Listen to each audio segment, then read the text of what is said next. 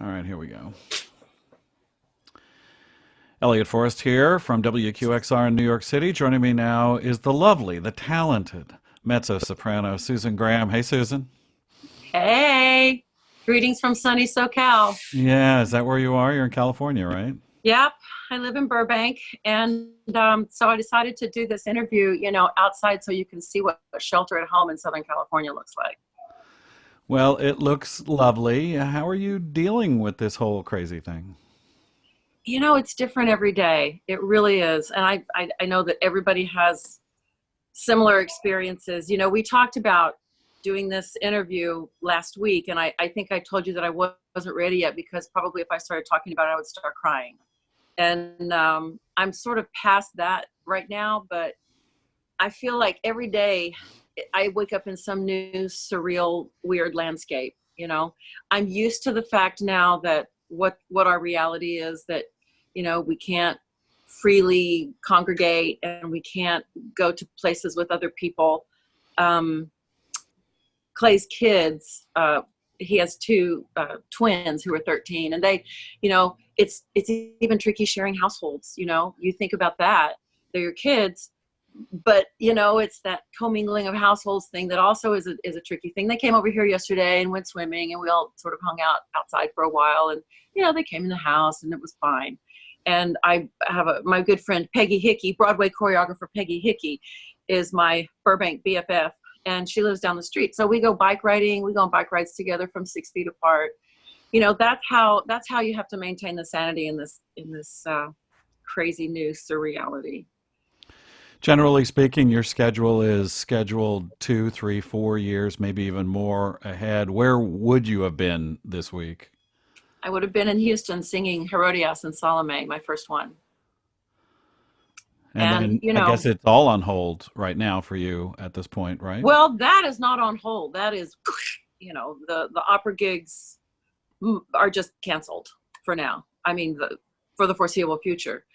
And we knew that was coming. And I was speaking to Perrin Leach, who runs the Houston Grand Opera, and he's an old friend. And I kept saying, "Is this going to happen? Is this going to happen?" And he said, "Sit tight, get on the airplane. We're working on a plan." And it turns out that they were trying to come up with alternate, ideas like live streaming a concert version or something if it came to that. But then the day before I was supposed to fly, which was, I guess, 3 weeks ago, um, they just pulled the plug, and they said it just can't work because our Salome was Lisa Lindstrom, who was trapped in Europe. And she lives in London, I believe. And so she had to quarantine at home for 14 days before she could even come over here. So the whole thing just sort of imploded. And even though I knew it was coming, it's still a gut punch because you're not used to having major events that you've invested your time and your heart and your money in preparing to just go down the tubes. And it feels like you've got somebody's come and cut off your arm in the middle of the night. And that was all pretty hard to take. I have concerts coming up I have one in May, one in June, one in July that there's no word on yet. I Right. don't know. Things are just frozen for a while. I mean, the most heartbreaking thing is that I can't go visit my mother. My mother is in an assisted living facility in Las Cruces, New Mexico, where my sister lives. And I had planned to go there on a rehearsal break from Houston and see her. And then, immediately her place went on lockdown. Yeah, same And it's same with really, same with me and my dad. yeah. And it's hard for them because what my mother was looking forward to living in a place like that was, a sense of community and social. My mother's a social butterfly. Yeah. You may not know that, but she Yeah, I is. knew that. And, big surprise. And now she has to just stay in her room. They don't even let them go into the dining room, and it's crummy. And I feel so bad for the people. My stepfather is there too, so she at least she has a roommate. And it's hard for them to feel so isolated, in addition to you know maybe or maybe not being fully aware of the impact this is having on the world.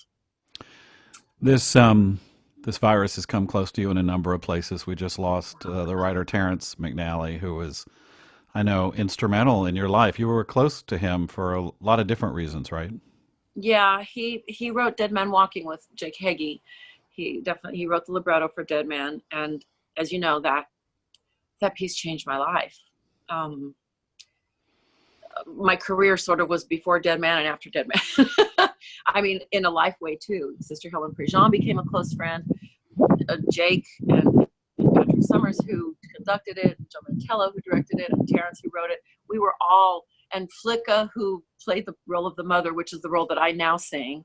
You know, it was a life chapter. It wasn't a gig, you know. And Terrence shaped the language of it, and shaped these personalities so vividly, and like he did with every piece that he wrote. You know, he was extraordinary, and yeah, that hit home. That hit pretty close. And I had a friend that I know from Santa Fe, who died of the virus last week also. So, you know, and we have colleagues who are suffering with it, and it's non-discriminatory. It can get anybody. And those of us who travel a lot, I think, for obvious reasons, are more at risk. Right. Now, that being said, I haven't gotten on a plane in about a month. So I was sort of on the ground before it all blew up. But the last performance I did was a recital with Paul Groves and Malcolm Martineau in Napa for our dear friends who are in the Napa concert series, and the Kongsgaards, who y'all may know by Kongsgaard wine, which is the best wine in the world. And very good friends, and they invited us to come do a concert. That's the last time I sang. People may not always hear you use the word y'all, but you and I grew up, went to the same high school, and have known each other for a very long time. Very long time. Very long time. You went back to Texas Tech recently? Did they honor I you there? teach there. Uh, I'm Tell on me, faculty at Texas Tech. really? Yeah, Well, but not right this last minute. well, yeah, last spring, they gave me an honorary doctorate, and I was commencement speaker for graduation, which was daunting and huge and thrilling and fun and so 360. So full circle. So I have to ask you, going back to Texas Tech, how much does that feel like it was just like 2 minutes ago that you were a student there, and now you're teaching? In a way, there's a sort of deja vu kind of element to it, but I also know that the things that have happened to me since I left there as a student, I could never in a million years have imagined, you know. um, I'm sure you know the feeling. I do. And so going back there, there's a little bit of young Susie still that comes into the play when I walk through those doors. And I will say that I gave a master class in Hemley Recital Hall, which is the same recital hall that I had to do, you know, my undergrad recitals in. And when I went to give a master class there last spring, I was terrified because I felt I had that same sense of walking into that hall and having those blue seats feel so scary, like they did when I was, you know, 20 years old. I'm not 20 years old anymore. And there's no reason for me to have that feeling, but it was just this weird sort of regressive reaction. You know, it was very funny. I eventually got over it. When I directed the Matthew Shepard Oratorio, the Mhm. first production meeting we had was in the building that I had my first class in at Oh, come UT on. Austin. So, decades after taking a class there in film and television, to be hired back so many years later to walk into the same building and Did it have feel that. weird? Oh, I cried. I was moved by it.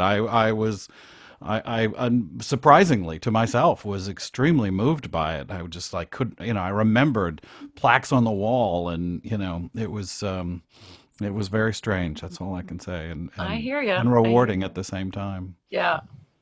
A little bit of that old angst comes back. Yeah.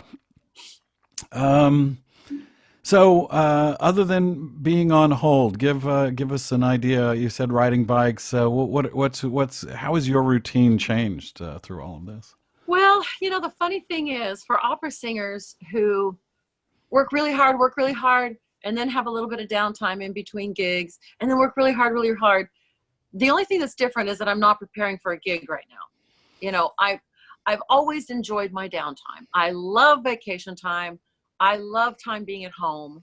And I mean, Clay and I were talking about this yesterday. He goes, well, you were just saying a month ago that you're just wall to wall to wall and you wish you had more free time. And I guess the world took care of that for you. I said, oh, I guess so. Unfortunately, the world took care of it with, a lot of canceled paychecks too, which is not so lovely. But it could be a lot worse. It could be a lot worse. And that's my big heartbreak is, as I wrote early on in this, my heart really breaks for artists and singers who are sort of just starting out, and they're just getting excited, and they're just getting their first gigs. Some of my young artists from the LA Opera Young Artist Program that I mentor and teach in are just starting to get gigs that are now being pulled out from under them, and I feel terrible for them because I was as excited as they were, for them to start their journey. And the financial stress and panic that younger artists must be experiencing is mortifying. I mean, colleagues of mine who were in Salome who were really relying on that gig to pay a lot of bills. And we all are, don't get me wrong, we all are. But I have a lot of compassion and sympathy for those who are really in dire straits. That's why these organizations set up like artistrelieftree.com and AGMA Relief are so important. And I can't go down to a hospital and don a mask and be of medical assistance to anybody, but I can donate money to these charities, these resources that are helping artists. And I encourage everybody, if you've got $5 to spare, or if you've got $500 to spare, there's always somebody who's in worse shape than you are. Yeah. At least in my case, I know that that's true. So I really urge everybody to support those donation sites as much as you can. I love what some of my colleagues are doing. Ryan McKinney is doing this series of wonderful collaborations with fellow artists, and he's got the technology down. I think it's Final Pro or some app like that where a pianist will send a track and then he'll record himself, and then another artist will record himself singing, and you can mix them up together.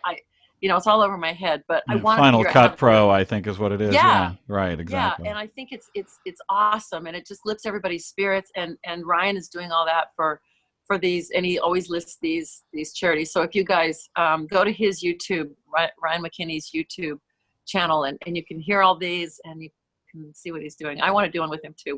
We've got something maybe in the works. But I got to tell you, Elliott, in the first 10 days of this, I couldn't find my singing voice. I was so kind of panicked and distressed that I couldn't. And I've talked to other colleagues, singers, who feel this way too.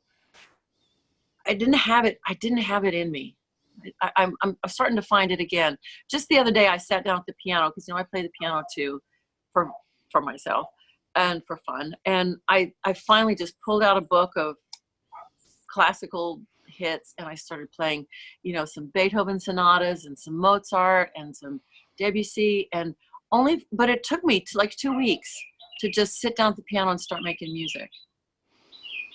It's a funny thing because we turn to music for our solace and for our expression, but a little bit of that for a while I couldn't even find. And I know I'm not alone in that. I mean, I heard your interview with Josh, and even Josh Bell was even saying that it took him a while to get to that place. Excuse me. Right. Well, it sounds like, first of all, you're well, and that's good. That's the best thing. And I think your heart, like so many, are reaching out to other people, trying to figure out how we can help. And I have a feeling The performing arts probably won't be exactly the same ever again going forward, even if it's about seating Probably, yeah. space and how we Yeah. greet one another. But something tells me that people will want that live experience even more when this all comes to a close. I'm loving seeing the content that people are putting online. You know, sometimes it's right within their normal wheelhouse and sometimes it isn't. And I think it's fantastic to see the variety and the imagination and the resourcefulness that artists are coming up with. It makes my heart happy, and God knows we all can use a smile. Yeah. Lovely spending time with you. I hope to see you in person My very dear, soon. I hope so too. All right. Be well. Thanks, you too. Susan Graham, thanks so much.